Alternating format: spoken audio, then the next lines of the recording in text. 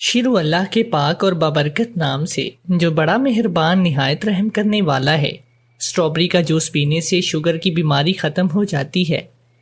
سحری میں گرم روٹی کھانے سے معدے کی بیماریاں جنم لیتی ہیں۔ سحری میں چائے استعمال کرنے سے دانتوں پر کالے نشان پڑ جاتے ہیں۔ سحری کے وقت دہی کا استعمال سے منہ پر جھریاں نہیں پڑتی۔ سحری کا کھانا کھانے سے پہلے ایک گلاس پانی پینے سے دن بھر سکون رہتا ہے۔ سحری میں گاجر استعمال کرنے سے آنکھوں کی بینائی تیز ہوتی ہے۔ ادرک کا سالن کھانے سے گردے اور معدے کو طاقت ملتی ہے۔ بند گوبھی کا استعمال موٹاپے کو کم کرتا ہے۔ پٹھا کھانے سے ہڈیوں کی پرورش ہوتی ہے اور نیند لاتا ہے۔ خارش میں پیاز کا رس ملنے سے آرام ملتا ہے۔ صبح کے وقت کچا لہسن چبانے سے حیض کھل جاتا ہے۔ اگر دماغی ٹینشن کا مسئلہ ہو تو دھنیا کا رس پینے سے دماغ کو ٹھنڈک ملتی ہے۔ خشک کھانسی کا مسئلہ ہو تو شلجم کھانے سے خشک کھانسی ختم ہو جاتی ہے۔ پودینہ کی چٹنی بنا کر کھانے سے بالوں کی خشکی ختم ہو جاتی ہے۔ ٹماٹر کھانے سے خون صاف ہوتا ہے۔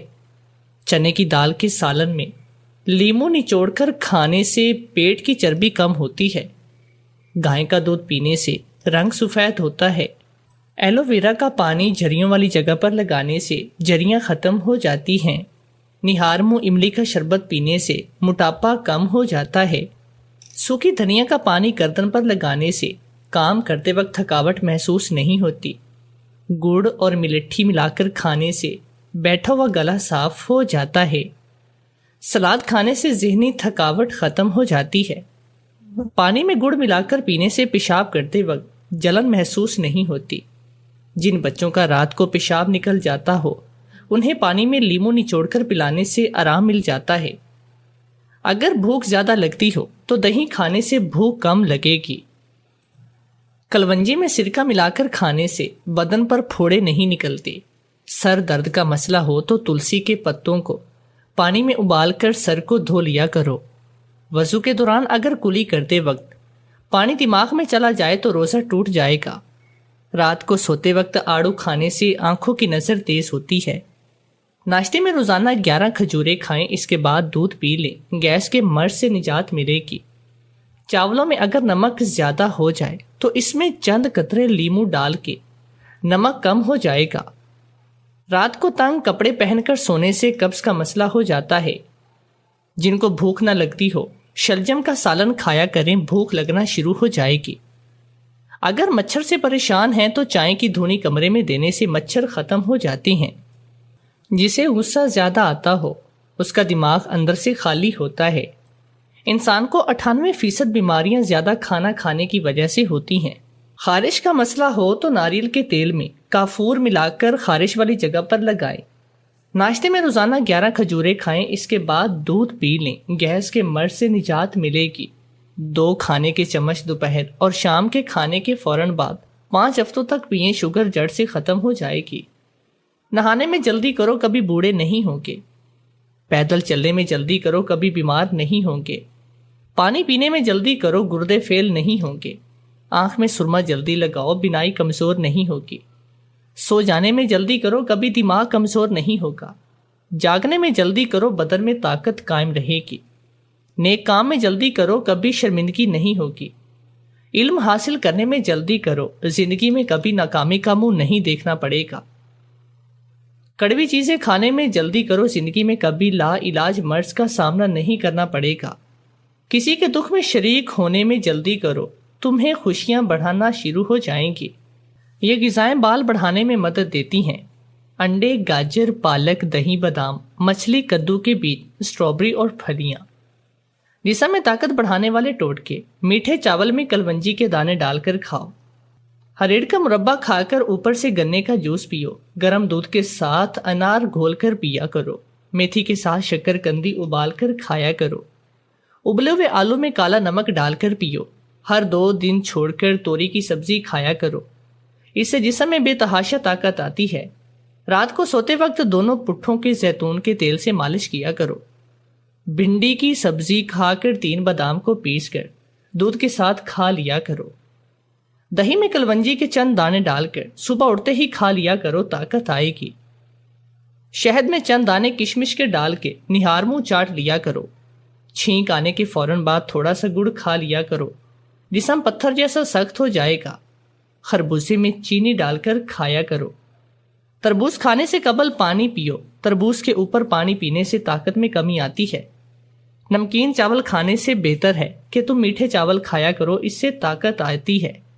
دوپہر کو جتنا زیادہ پیاز کھاؤ گے طاقت ملے گی، رات کو جتنا پیاز کھاؤ گے اتنی طاقت میں کمی آئے گی۔ لہسن کے چند اہم فوائد۔ اس کا روزمرہ استعمال مختلف بیماریوں سے محفوظ کرتا ہے۔ لہسن مختلف قسم کے انفیکشن سے حفاظت کرتا ہے۔ وٹامن بی اور سی حاصل کرنے کا ذریعہ ہے۔ شوگر کنٹرول کرنے میں مدد دیتا ہے۔ بلڈ پریشر کو کنٹرول کرتا ہے۔ دل کو آرام پہنچاتا ہے۔ جسمانی اور اعصابی طاقت کے لیے مفید ہے۔ طریقہ استعمال: آدھا گلاس ادرک کا جوس لیں۔ ادرک کا جوس میں ایک ہاف بوائل انڈا مکس کریں۔ اس میں 1 چمچ شہد ملا کر محلول بنا لیں۔ روزانہ اس کا استعمال آپ کو مردانہ کمزوری سے، چھوارے یعنی کہ خشک کھجور میں آئرن کا گڑ ہوتے ہیں جو شہتوت کی طاقت کو بڑھاتے ہیں۔ دل کے بند وال کھولنے کا ٹوٹکا: سبز پودینہ، انار دانہ اور ادرک ہم وزن لے کر چٹنی اور 3 وقت کھانے کے ساتھ بغیر نمک کے استعمال کریں۔ انشاءاللہ اس کے استعمال سے دل کے بند وال کھل جائیں گے۔ امرود ایک بہترین پھل۔ امرود دل قلب کو مضبوط کرتا ہے۔ امرود اعصابی تھکاوٹ کو دور کرتا ہے۔ امرود کے بیج میں آئرن پایا جاتا ہے۔ امرود معدے کے امراض سے بچاتا ہے۔ امرود وٹامن اے اور سی سے مالا مال ہے۔ امرود پیٹ کے امراض سے محفوظ رکھتا ہے۔ رمضان میں کمزور کرنے والے کام: دن میں حد سے زیادہ سوتے رہنا، بناسپتی گھی کا استعمال کرنا، سحری میں ضرورت سے زیادہ کھانا، مرچوں اور مصالحوں کا زیادہ استعمال، زیادہ چائے پینا، زیادہ میٹھا کھانا۔ فروٹ چاٹ بناتے وقت یہ کام نہ کریں۔ سیب، کھیرے، آڑو کے چھلکے ضائع مت کریں۔ انہیں تازہ دھنیا، ہری مرچوں اور ادرک اور چینی کے ساتھ ملا کر پینے سے لذیذ اور غذائیت سے بھرپور چٹنی بنتی ہے۔ اسے دہی میں ملا کر مزید آراستہ بھی تیار کیا جا سکتا ہے۔ یہ چھلکے روزہ کھولنے کے بعد جسم کو طاقت دینے میں اہم ہے۔ زیرہ کے خاص فوائد: جن عورتوں کو دودھ کی کمی ہو زیرہ کی سفید کی کھیر کھایا کریں۔ جن افراد کا مادہ کم بنتا ہو ان کے لیے زیرہ سفید بہترین دوا ہے۔ آنتوں اور پیشاب کی نالی کی سوزش کے لیے بہترین ہے۔ میں نرس تھی، ماموں کے گھر رہتی تھی۔ ڈیوٹی سے واپس آ رہی تھی تو مجھے کسی نے اغوا کر لیا۔ 3 دن انہوں نے مجھے قید میں رکھا اور پھر ماموں کے گھر کے سامنے پھینک دیا۔ جیسے ہی میں اندر داخل ہوئی ممانی نے دھکے مار کر باہر نکال دیا اور کہا کہ میں ایک بدچلن لڑکی ہوں۔ بچپن میں ماموں کے بیٹے کے ساتھ منگنی ہوئی تھی، وہ بھی توڑ دی۔ ماموں کو مجھ پر ترس آیا اور میرا نکاح گھر کے ملازم سے کر دیا۔ پہلی رات وہ میرے قریب آیا تو اس کا بازو دیکھ کر میری جان نکل گئی، کیونکہ مجھے زندگی کی سب سے بڑی خوشی اس دن ملی تھی جس دن میری سرکاری ہسپتال میں نرس کی نوکری لگی تھی۔ لیکن اس کے ساتھ ایک مسئلہ بھی آن پڑا تھا۔ ابھی جس ہسپتال میں ڈیوٹی کرنے کے آرڈرز ملے تھے وہ دوسرے شہر میں تھا اور ابھی تو میری نوکری ڈھنگ سے شروع بھی نہیں ہوئی کہ میں ہسپتال کے اندر ہی موجود سرکاری کوارٹرز میں رہائش لینے کے لیے درخواست جمع کرواتی۔ اس لیے مجھے کوئی دوسرا انتظام ہی کرنا تھا، اور وہ دوسرا انتظام کیا ہو یہی تو فی الوقت سمجھ میں نہیں آ رہا تھا، اور میں ہر ممکنہ حل سوچنے میں مصروف تھی جب ابا نے میرے سر پر بم پھوڑ دیا۔ گھر سے باہر جا کر رہنے کی اجازت نہیں ہے تمہیں، اور وہ بھی دوسرے شہر میں تو ہرگز نہیں۔ نوکری ہاتھ سے جاتی ہے تو چلی جائے، لیکن میں اکیلی لڑکی کو اس طرح دوسرے شہروں میں خوار ہونے کی اجازت ہرگز نہیں دوں گا۔ ابا نے 2 ٹوک انداز میں کہا تھا۔ میرا تو دل ہی ٹوٹ گیا۔ سرکاری نوکری، اور نوکری بھی وہ جو میری من پسند تھی، اسے میں ملنے کے بعد ایسے کیسے چھوڑ سکتی تھی؟ لیکن اگر ابا نے کہہ دیا تھا کہ وہ مجھے اکیلے رہنے کی اجازت نہیں دیں گے تو اب چاہے دنیا ادھر کی ادھر ہو جائے، میں ابا کا فیصلہ نہیں بدل سکتی تھی۔ نوکری کے ملنے کی میری ساری خوشی ایک دم سے ختم ہو چکی تھی اور میں ایک دم ہی شدید مایوس سوچوں کا شکار ہو گئی۔ ہم مڈل کلاس لڑکیوں کی بھی کوئی زندگی نہیں ہوتی۔ اول تو گھر والے اچھا پڑھنے کی اجازت نہیں دیتے کہ جی پڑھ لکھ کر بھی تو انہوں نے گھر ہی سنبھالنا ہے، تو اتنا پڑھنے کا کیا فائدہ ہے؟ اور اگر کسی لڑکی کے ماں باپ کو اسے پڑھانے کا شوق بھی ہو تو وہ تعلیم ہی اتنی مہنگی ہوتی ہے کہ وہ یہ سوچ کر پڑھانے سے باز رہتے ہیں کہ جتنا خرچہ اب بیٹی کی تعلیم پر کر دیں گے اس سے تو بیٹی کا بہت ہی شاندار جہیز تیار ہو جائے گا، اور بہت زیادہ پڑھ لکھ کر بھی تو کون سے تیر مار لے گی۔ دوسری عورتوں کی طرح گھر ہی سنبھالے گی جیسے مجھے شوق تھا ڈاکٹرز بننے کا، لیکن ایک تو اتنا پیسہ نہیں تھا کہ اماں ابا میری تعلیم پر خرچ کرتے، اور دوسرا اماں ابا کی سوچ بھی تو وہی تھی۔ اس لیے مجھے جلد ہی گھر بٹھا لیا، لیکن میرا شوق مجھے کسی کروٹ چین نہیں لینے دیتا تھا۔ تبھی ایک دن میں نے اخبار میں خبر پڑھی کہ نرسنگ کا مفت کورس کروایا جا رہا ہے۔ علاقہ دیکھا تو کلاسز ہمارے ہی شہر میں تھی اور ٹریننگ سینٹر بھی گھر سے زیادہ دور نہیں تھا۔ اس لیے میں نے کسی بھی طرح اماں ابا کو قائل کر کے داخلہ لے لیا، ڈاکٹر نہ صحیح نرسی صحیح، کچھ تو میرا شوق پورا ہوگا۔ اور یہ میری قسمت تھی کہ کچھ مہینے کی ٹریننگ کے بعد ہی حکومت کی طرف سے نرسنگ کے لیے آسامی آئیں گی۔ میرے ساتھ کورس کرنے والی ساری لڑکیوں نے نوکری کے لیے درخواست دی تھی، ان کی دیکھا دیکھی میں نے بھی فارم فل کر کے بھیج دیا، اور اس طرح بالکل غیر متوقع طور پر مجھے سرکاری نوکری میں جاب مل گئی۔ اور اب یہی نوکری مل جانے کے فوراً بعد ہی میرے ہاتھ سے جا رہی تھی۔ کیا تھا جو میرے آرڈرز اپنے شہر کے ہسپتال میں ہی ہو جاتے۔ میں کڑتے ہوئے یہی سوچ رہی تھی جب دروازے پر بیل ہوئی۔ معلوم نہیں اب کون آ گیا، میرا موڈ تو پہلے ہی خراب تھا۔ ایسے میں اگر کوئی مہمان ہوتا تو میں اس وقت بالکل بھی کسی کے ساتھ خوش اخلاقی سے پیش نہیں آنا چاہتی تھی، لیکن کیا کیجئے کہ آج کے دن میں میری قسمت میں وہی کام لکھے ہوئے تھے جو میں بالکل بھی نہیں کرنا چاہتی تھی۔ آج کا دن تو بہت ہی برا تھا کیونکہ دروازے پر مہمان موجود تھے، میرے ماموں اور میری ممانی جو مستقبل میں میرے ساس سسر بھی بننے والے تھے، کیونکہ میرے بچپن میں ہی میری منگنی میرے ماموں کے بیٹے سے ہوئی تھی۔ مجھے دروازہ کھولتے ہی نہ چاہتے ہوئے بھی اپنے چہرے پر مسکراہٹ لانا پڑی۔ ماموں اور ممانی مجھے بہت ہی گرم جوشی سے ملے تھے، اور انہیں کمرے میں بٹھانے کے بعد میں ان کے لیے چائے پانی کا انتظام کرنے لگی۔ امی اور ابو اب ماموں ممانی کے ساتھ گپ شپ میں مصروف تھے، اور جب میں چائے لے کر کمرے میں گئی تب مامی نے اچانک سے پوچھا کہ لائبہ تم آج کل کیا کر رہی ہو؟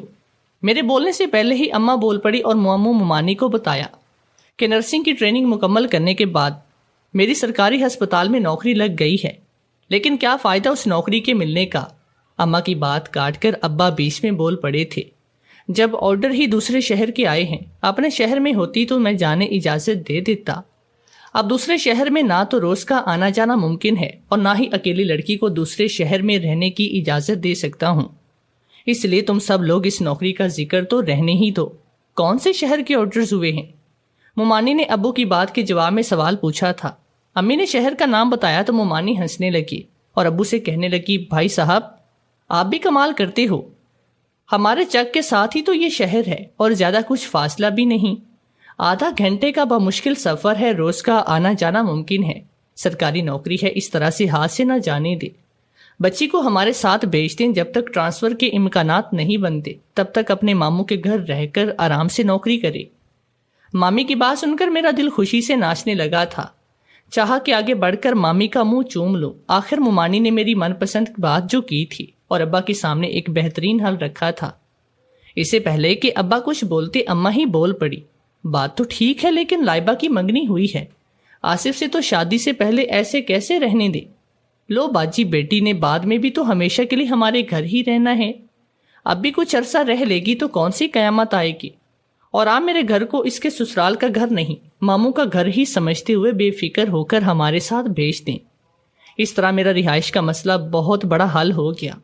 ماموں کو ابا انکار نہیں کر سکتے تھے، اس لیے میں اسی دن شام کے وقت ماموں ممانی کے ساتھ ان کے گھر چلی آئی، کیونکہ کل ہسپتال میں میری ڈیوٹی کا پہلا دن تھا۔ میں بہت خوش تھی، بڑی نہیں تو چھوٹی خواہش تو پوری ہوئی تھی۔ میں بہت ہی جان فشانی اور مخلصی سے اپنی ڈیوٹی سر انجام دے رہی تھی۔ ہسپتال میں نوکری کرنے اور دن رات مریض دیکھنے کے بعد سے مجھے جو اپنی زندگی سے تھوڑے بہت شکوے تھے وہ بھی ختم ہو گئے۔ دنیا میں اتنا غم تھا کہ اس کے آگے میرے خود ساختہ غم کی کوئی اہمیت بھی نہ تھی، لیکن میں نہیں جانتی تھی کہ ان قریب میرے اوپر بھی غموں کا ایک ایسا پہاڑ ٹوٹنے والا ہے جو مجھ سے میرا سب کچھ چھین کر لے جائے گا۔ ممانی کے رویے میں تبدیلی تو مجھے ہفتے بعد ہی محسوس ہونا شروع ہو گئی۔ ان کا رویہ محبت اور شفقت سے ہٹ کر اب میرے ساتھ کھینچا کھینچا سا رہنے لگا، اور وقت گزرنے کے ساتھ ساتھ وہ مجھے گھر کے کاموں کا احساس دلانے لگی۔ میری ڈیوٹی اکثر رات گئے تک بھی ہوتی تھی، اور جب کبھی ایمرجنسی کی صورتحال ہو جاتی تب تو آدھی رات بھی ہو جاتی، تب مجھے ماموں کو فون کر کے بلانا پڑتا، اور وہ مجھے گھر لے جاتے تھے۔ ممانی اکثر اب اس پر بھی دبے لفظوں میں ناراضگی کا اظہار کرتی تھی، اور ماموں تو کہہ چکے تھے کہ شریف اور عزت دار گھروں کی لڑکیاں اتنی رات گئے تک گھروں سے باہر نہیں رہتی۔ میرا دل ٹوٹ گیا تھا۔ ماموں جانتے تھے کہ ہسپتال کی نوکری میں اس طرح کی اونچ نیچ معمول کی بات ہے، لیکن پھر بھی دوسری طرف ممانی کا بدلا ہوا رویہ بھی مجھے پریشان کر رہا تھا، اور میں سارا دن اسی سوچ بچار میں رہتی کہ رشتہ نازک تھا، کل کو میری شادی اسی گھر میں ہونی تھی۔ اگر معاملات خراب ہو جاتے تو پھر مجھے اب یہی دھڑکا لگا رہتا، اور میں سوچ رہی تھی کہ ہسپتال کے عملے کے کسی بارسوخ فرد سے بات کر کے اپنا ٹرانسفر اپنے شہر میں ہی کروا لوں، لیکن اس سے پہلے وہ ہو گیا جو میرے وہم و گمان میں بھی نہیں تھا۔ میرے سر پر آسمان ٹوٹ پڑا اور پیروں تلے سے زمین نکل گئی۔ وہ بھی عام دنوں جیسا ہی ایک دن تھا۔ شہر میں 2 گاڑیوں کا آپس میں خطرناک انداز سے حادثہ ہوا تھا۔ 5 مسافر جان سے چلے گئے، اور زخمی اتنے تھے کہ ابھی ان کی کنفرم تعداد بھی نہیں بتائی جا سکتی تھی۔ جس ہسپتال میں میری ڈیوٹی تھی وہ ہسپتال جائے حادثہ سے قریب ترین تھا، اور سارے زخمی یہیں پر لائے جا رہے تھے۔ ایک دم سے ایمرجنسی لگ گئی۔ یہ وقت میری ڈیوٹی کے ختم ہونے کا تھا اور میں گھر جانے کی تیاری میں تھی، لیکن ایمرجنسی لگنے کی وجہ سے مجھے وہیں رکنا پڑا۔ اس دن فارغ ہوتے ہوتے رات کا 1 بج گیا جب میں نے ماموں کو فون کیا، لیکن دوسری طرف سے کال اٹینڈ نہیں کی گئی۔ میں نے بار بار کال ملانا جاری رکھی، لیکن معلوم نہیں کیا بات تھی، ماموں فون نہیں اٹھا رہی تھی۔ اس سے پہلے تو ایسا کبھی نہیں ہوا تھا۔ ماموں میرا فون چاہے آدھی رات کو ہی کرتی، فون دوبارہ اٹینڈ ضرور کرتے تھے۔ تھک ہار کر میں نے موبائل پرس میں ڈالا اور سوچنے لگی کہ اب کیا کروں۔ پہلا خیال یہی آیا کہ یہیں وارڈ میں ہی باقی کی رات گزار لیتی ہوں، لیکن وہاں دواؤں کی بدبو اور دوسرے زخمیوں کی سسکیاں اور آہو بکا سن کر میرا ارادہ بدل گیا، اور ایکسٹرا ڈیوٹی کرنے کی وجہ سے میں خود بھی شدید تھکاوٹ کا شکار رہنے لگی، اور تازہ دم ہونے کے لیے ایک پرسکون نیند لینا چاہتی تھی۔ اس لیے میں نے خود ہی گھر جانے کا فیصلہ کیا اور ہسپتال سے نکل کھڑی ہوئی۔ اگر مجھے معلوم ہوتا کہ میرا یہ فیصلہ میری زندگی تباہ کرنے والا ہے تو میں ایسا قدم کبھی بھی نہ اٹھاتی، لیکن میں نے یہ غلطی کر لی، اور پھر میرے لیے اس کی سزا ساری زندگی کے لیے لکھ دی گئی۔ رات کے وقت تقریباً سڑکیں اور گلیاں ساری سنسان تھی۔ میں نے کنوینس کی تلاش میں یہاں وہاں نظر دوڑائی، لیکن کوئی رکشہ یا ٹیکسی نظر نہیں آئی تو پیدل ہی چلتی۔ بس آدھے گھنٹے کا ہی فاصلہ تھا۔ 15 منٹ کا فاصلہ تو شہر کی حدود میں آتا تھا، اور باقی کا فاصلہ سنسان اور جھاڑیوں بھرا راستہ تھا۔ یقیناً رات کے وقت میرا اکیلے وہاں سے گزرنا میرا ایک غلط فیصلہ تھا، یہ مجھے اس جگہ چلتے ہوئے احساس ہوا، لیکن اب تو میں نے قدم اٹھا لیا تھا، اس لیے دل میں قرآنی آیات کا ورد کرتے اور چادر کو مضبوطی سے کسی ہوئے چلتی جا رہی تھی۔ اچانک میرے سامنے کہیں سے ایک ہیولا سا آ گیا۔ میں نے خود کو سنبھالتے ہوئے اور چیخنے سے باز رکھا، اور اس ہیولے کے نظر انداز کرتے ہوئے میں وہاں سے گزرنے لگی تھی کہ اس نے مجھے دبوچ دیا۔ میں نے خود کو چھڑانے کے لیے ہاتھ پاؤں مارے، لیکن اس کی گرفت مضبوط تھی۔ آخری حربے کے طور پر میں نے اس کے بازو میں اپنے دانت کاٹ دیے، لیکن تب تک وہ مجھے کلوروفارم سنگا چکا تھا اور میں بے ہوش ہو گئی تھی۔ معلوم نہیں میں کتنی دیر تک ہوش و خرد سے بے گانہ رہی۔ ہوش میں آئی تو خود کو ایک اندھیر کوٹھری میں پایا تھا۔ ٹوٹا پھوٹا سا کچا کمرہ تھا جس میں کھڑکی نہیں تھی، اور دروازہ یقینی طور پر باہر سے بند تھا۔ میرا حلق اور میرے ہونٹ پیاس سے خشک ہو رہے تھے، اور میں پاگلوں کی طرح کمرے کی دیواروں اور چھت کو گھورتے ہوئے یہ سمجھنے کی کوشش کر رہی تھی کہ میں کہاں پر ہوں۔ اور پھر مجھے گزری رات کا واقعہ یاد آ گیا۔ میں یقینی طور پر اغوا ہو چکی تھی، لیکن میری کسی سے کوئی دشمنی بھی نہ تھی۔ پھر میں اپنی بے بسی پر زاروں کی طرح رونے لگی۔ میری زندگی تباہ ہو گئی تھی۔ ابھی میرا اپنی حالت پر ماتم جاری تھا کہ کمرے کا دروازہ کھلا اور کسی نے صرف بازو اندر کر کے کھانا اور پانی کمرے میں رکھا اور تیزی سے دروازہ واپس بند کر دیا تھا۔ میں بس منہ کھولے آنکھیں پھاڑے دیکھتی رہی۔ اس وقت میری ذہنی حالت اتنی مخدوش یعنی کہ خراب تھی کہ کچھ بھی میری سمجھ میں نہیں آ رہا تھا۔ کچھ دیر اپنی حالت پر رونے دھونے کے بعد میں سوچنا شروع کیا میں یہاں سے کیسے نکل سکتی ہوں، لیکن دوسرے ہی لمحے اس احساس نے مجھے افسردہ کر دیا کہ اگر نکل بھی گئی تو گھر والے مجھے کہاں قبول کریں گے، اور معلوم نہیں مجھے یہاں قید ہوئے کتنا وقت گزر چکا تھا۔ میں واپس زمین پر بیٹھتی چلی گئی۔ جب بھوک اور پیاس کے احساس نے بہت ہی زیادہ تنگ کیا تو میں نے وہاں پر پڑا ہوا کھانا کھا لیا، اور پانی پیتے ہی میرے اوپر پھر سے غنودگی طاری ہونے لگی اور میں بے ہوش ہو گئی۔ یقیناً کھانے میں کوئی بے ہوشی کی دوا ملی ہوئی تھی۔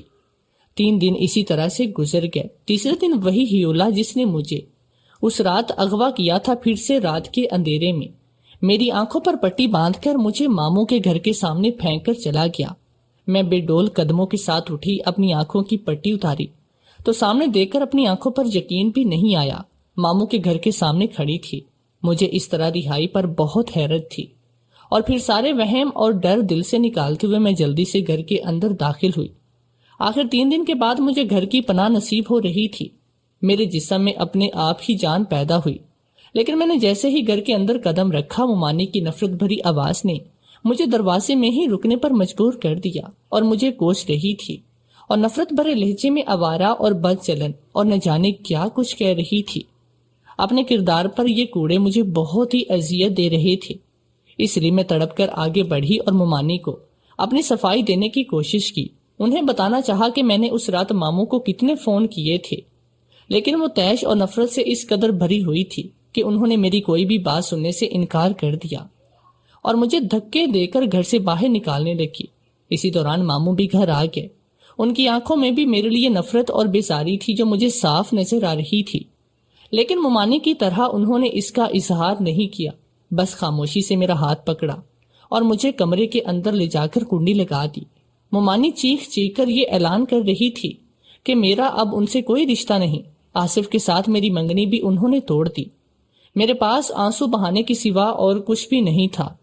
میرے ماں باپ کو بھی سارے واقعے کی خبر ہو چکی تھی، اور وہ ایک آوارہ اور بد چلن بیٹی کو اب اپنانے پر راضی نہیں تھے۔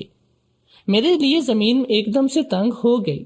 میرے لیے نہ تو کوئی گھر رہ گیا تھا اور نہ ہی کوئی رشتہ، نہ تو کوئی میری بات سننے کو تیار تھا اور نہ ہی کوئی میرا یقین کر رہا تھا۔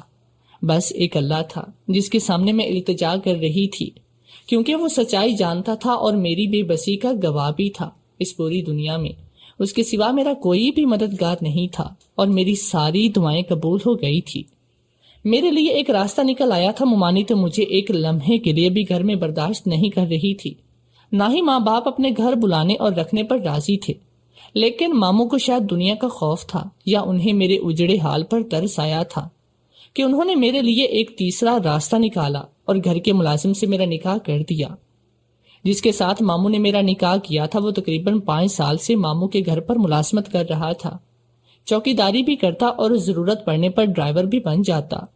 ماموں اس سے میرا نکاح کیا اور ساتھ ہی نوکری سے بھی نکال دیا، اور کہا کہ لائبہ کی شکل بھی نہیں دیکھنا چاہتے ہم، اور یہ مت سمجھنا کہ ہم نے ایک بد چلن لڑکی کی شادی تم سے کر کے تمہارے ساتھ کوئی زیادتی کی ہے، بلکہ یہ سب تمہاری رضامندی سے ہوا ہے، اس لیے اب میرے دروازے پر کبھی کوئی شکایت لے کر مت آنا۔ میرا شوہر ماموں کی یہ بات سن کر میرا ہاتھ پکڑتے سر جھکا کر وہاں سے چل پڑا۔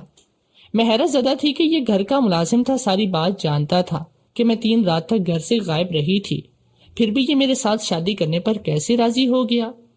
آخر اس نے مجھے کیوں اپنایا؟ میرے ذہن میں یہ سوالات گردش کر رہے تھے، لیکن میں اسے نہیں پوچھ سکتی تھی، اس لیے خاموشی رہی۔ وہ مجھے اپنے گھر لے آیا۔ اس کے گھر میں اور کوئی بھی نہیں تھا۔ گھر ویسے تو کشادہ تھا لیکن کچا تھا، لیکن میرے لیے جائے پناہ تھا، تو مجھے یہ کچا کوٹھا بھی منظوری تھا۔ اب میں اپنی زندگی کے اگلے لمحات کی منتظر تھی۔ اس شخص نے مجھ سے شادی تو کر لی، لیکن معلوم نہیں یہ مجھے اپنائے گا بھی یا نہیں۔ میں ابھی تک وسوسوں سے گھری ہوئی تھی۔ صبح سے شام ہو گئی اور اس شخص نے میرے ساتھ کوئی بات نہیں کی، لیکن پھر وہ میرے قریب آیا، اور جیسے ہی وہ میرے قریب ہوا میری نظر اس کے بازو پر پڑی اور اسے دیکھتے ہی میری جان نکل گئی۔ میں نے بدحواس ہو کر اسے دھکا دیا اور بھاگ کر اس سے دور کھڑی ہو گئی۔ میری نظریں ابھی تک اس کے بازو پر ٹکی ہوئی تھی، جسے محسوس کر کے اس نے اپنے بازو کی طرف دیکھا اور پھر شرمندگی سے سر جھکائے کمرے سے باہر چلا گیا۔ میرا دل ابھی تک بے ہنگم انداز سے دھڑک رہا تھا اور بہت سے سوالات میرے ذہن میں گردش کر رہے تھے۔ کیوں؟ آخر میرے ساتھ ایسا کیوں کیا گیا؟ اس بات کا جواب اس ملازم جو کہ اب میرا شوہر بھی تھا اس کے سوا مجھے کوئی نہیں دے سکتا تھا، اس لیے میں نے خود کو سنبھالا اور اسے بات کرنے کے لیے خود کو راضی کرنے لگی۔ میرا منگیتر یعنی کہ ماموں کا بیٹا آصف کسی اور لڑکی کو پسند کرتا تھا، اور اس لڑکی کے ہوتے ہوئے وہ کسی صورت مجھ سے شادی کرنے پر رضامند نہیں تھا۔ دبے لفظوں میں اس نے یہ بات کئی بار ماموں اور ممانی سے کہی تھی۔ ممانی تو خاموش رہی تھی، لیکن ماموں نے اسے سختی سے یہ بار آور کروایا تھا کہ اس کی شادی میرے ساتھ ہی ہوگی۔ اسی دوران میری نرسنگ کی نوکری لگ گئی اور میں ماموں کے گھر ہی رہنے لگی۔ ممانی بھی چونکہ اپنے بیٹے کی پسند اور مرضی سے واقف تھی اور آصف کے اصرار پر اس لڑکی سے مل بھی چکی تھی، تو وہ دل ہی دل میں مجھے اس کے ساتھ کمپیئر کرنے لگی۔ میں نوکری کرتی تھی، سب سے پہلے مامی کو یہی بات ناگوار لگنے لگی، پھر ہسپتال کی نوکری تھی، دوسرا بڑا اعتراض انہیں یہ ہونے لگا کہ میں تو سارا وقت بے پردگی میں ہوتی ہوں، پتہ نہیں کیسے کیسے مردوں کا سامنا کرتی ہوگی، اور پھر جب رات دیر سے واپسی ہوتی تب انہیں اعتراض اٹھانے کے لیے ایک اور نقطہ مل جاتا اور وہ دبے لفظوں سے اس بات کا اعتراض کرتی۔ دراصل وہ بھی اب یہ چاہنے لگی تھی کہ آصف کی شادی وہی ہو جہاں وہ چاہ رہا ہے، لیکن ماموں تھے کہ مان بھی نہیں رہے تھے۔ ایسے میں ماموں اور آصف کے درمیان سرد مہری سی بن گئی اور اکثر و بیشتر تو تکرار بھی ہونے لگی تھی۔ آصف اپنی ضد سے ہٹنے کو تیار نہیں تھا اور ماموں اس کی بات ماننے کو کسی صورت بھی تیار نہیں تھے۔ بچپن کی منگنی وہ نہیں توڑ سکتے تھے۔ ایسے میں جب مامی نے دیکھا کہ سارا جھگڑا ہی میرے ہونے کی وجہ سے ہے، تو انہوں نے مجھ سے جان چھڑانا ہی ہر مسئلے کا واحد حل نظر آیا، اور پھر اس رات قدرت نے انہیں موقع بھی دیا جس کا استعمال مامی نے بھرپور انداز میں کیا تھا۔ جب میں ماموں کو فون کر رہی تھی تب مامی کی آنکھ موبائل کی پہلی ہی بیل پر کھل کے انہوں نے وقت دیکھا اور پھر اس کے شاطر ذہن نے منصوبے بنانا شروع کر دیے۔ پہلے تو انہوں نے ماموں کا فون سائلنٹ پر کیا اور پھر ملازم کے پاس آگے اسے انہوں نے اچھی طرح دھمکایا اور بلیک میل کیا، ساتھ کچھ لالچ دے کر اس بات پر راضی کر دیا کہ وہ مجھے اغوا کرے گا۔ مامی مجھے جانتی تھی کہ انہیں معلوم بھی تھا کہ میں کالز کا جواب نہ ملنے پر اکیلے ہی گھر کو چل دوں گی، اور پھر وہی راستے میں مجھے دبوچنے کے لیے انہوں نے اس ملازم کو رکھ لیا تھا۔ سیاہ رات تھی، سارا جہان بھی خبر سو رہا تھا، ایک دوسرے کے کانوں کان خبر بھی نہ تھی، اور لمحوں میں ہی ممانی نے مجھے اجاڑنے کا ایک کامیاب منصوبہ بنا لیا تھا۔ وہ ہیلا یہ ملازم ہی تھا، رات کے اندھیرے میں بڑی سی سیاہ چادر میں خود کو چھپائے اور چہرے پر سیاہ رنگ کا ماسک لگائے ہوئے تھا، اس لیے میں نے اپنے ڈر اور خوف کے باعث نہ سمجھ پائی کہ یہ کوئی انسان ہی ہو سکتا ہے، اور یوں بہت آسانی سے اس نے مجھے دبوچ لیا۔ نہ میں نے اس کا چہرہ دیکھا اور نہ ہی اس کی آواز سنی تھی، اس لیے میں بے خبر ہی رہی، لیکن قدرت کو اب ممانی کا پردہ منظور نہیں تھا، اس لیے شاید یہ بات سچ تھی کہ چور اپنی کوئی نہ کوئی نشانی چھوڑ ہی جاتا ہے، جو مجھے بھی علم ہو گیا۔ جو انسان ہاتھ بڑھا کر اس بند کمرے میں کھانا رکھتا تھا، اس کے بازو پر جلنے کا ایک سیاہ نشان بہت ہی بڑا اور واضح موجود تھا، اور جب میرا شوہر میرے قریب آیا اور میری نظر اس کے بازو پر پڑی تو مجھے وہی سیاہ نشان نظر آیا اور میں نے پھر سے خود سے پرے دھکیل دیا۔ اس سارے کھیل میں اس کا ہاتھ تھا، اور وہ مجھ سے شادی کرنے پر اس لیے راضی ہوا کیونکہ وہ میری بے گناہی کا واحد گواہ تھا۔ اور اس رات جب میں نے اس کا ہاتھ اپنے سر پر رکھ کر کہا کہ میرے سر کی قسم کھا کر وہ مجھے سچ سچ بتا دے، تو مجبوراً اس نے مجھے ساری حقیقت بتا دی۔ میں ہکا بکا تھی کہ اپنے آپ بھی اس طرح سے برباد کر سکتے ہیں، اپنی خواہشات کی تکمیل کے لیے اس طرح سے خود غرض ہو سکتے ہیں جس طرح سے ممانی ہوئی تھی۔ حقیقت تو مجھ پر کھلی چکی تھی، لیکن دنیا اور اپنے والدین اور ماموں کے لیے میں نے اسے پوشیدہ ہی رہنے دیا۔ اگر انہیں مجھ پر بھروسہ ہوتا تو وہ کچھ دیکھے اور سنے بغیر ہی میری بات کا یقین کر لیتے، لیکن ایسا نہیں ہوا تھا، اس لیے میں نے اپنے رشتوں کا خیال ہی اپنے دل سے نکال دیا اور اپنے شوہر کے ساتھ ہی زندگی کی نئی شروعات کرنے کا فیصلہ کیا، اور میں اس فیصلے پر دل سے مطمئن تھی۔ آپ کا کیا خیال ہے؟ میرا فیصلہ درست ہے یا مجھے اپنے والدین اور ماموں کو ممانی کی حقیقت بتا دینی چاہیے تھی؟